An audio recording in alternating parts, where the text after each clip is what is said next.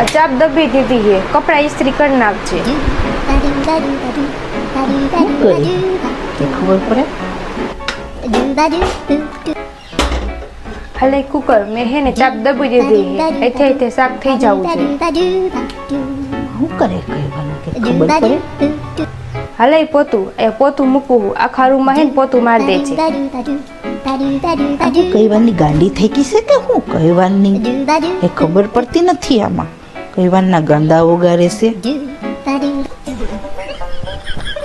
શું આ કહેવાના ગાંડા ઉગારો હું ગાંડા ઉગારું. કહેવાના એમ કે હા એ મૂકો આમ થઈ જાય આમ મૂકી દે તો આમ થઈ જાય. તમે શેરી બેઠા બેઠા વાતો નતા કરતા? અમારા જમાનામાં તો વેલા ઉઠતા હતા, નદીએ કપડા ધોવા જતા હતા, ચૂલે રસોઈ કરતા હતા, ને તમે કહેતા હતા અત્યારની બાઈને ચાપ દબે ત્યાં બધું કામ થઈ જાય. તમે ચાપ દાબ દીધી બધું કામ થઈ જાય.